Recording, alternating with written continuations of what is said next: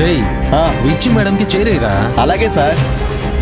Madam కూర్చోండి madam, కూర్చోండి madam.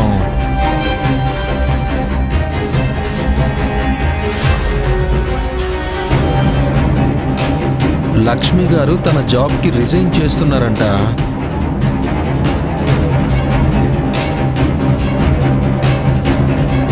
ఆ రిజైనింగ్ లెటర్ని తన చేత్తోనే టైప్ చేయించొచ్చు.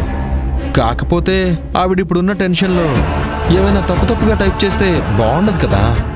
అందుకే లక్ష్మి గారి రిజైనింగ్ లెటర్ని మీరు టైప్ చేస్తున్నారు.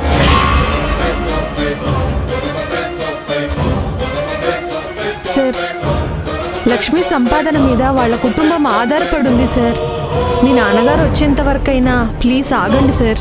విజయ్ మేడం, ఇప్పటిదాకా మా మధ్య జరిగిన సంభాషణ ఇదే. లక్ష్మీ మేడం గారు అన్నింటికీ ఒప్పుకునే రిజైన్ చేయడానికి సిద్ధమయ్యారు. మీరు చెప్పిన పని మాత్రమే చేయండి.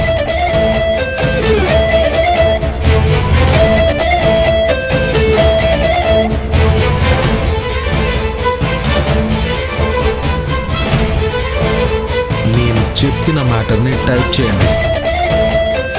రేపు పొద్దున ఎటువంటి ప్రాబ్లమ్స్ రాకూడదు కదా.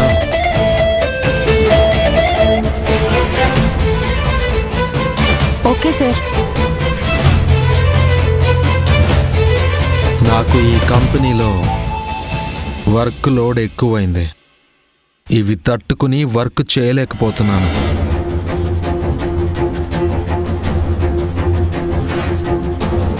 అంతేకాకుండా నాకు వేరే కంపెనీలలో దీనికంటే ఎక్కువ అమౌంట్ శాలరీ ఇస్తామన్నారు.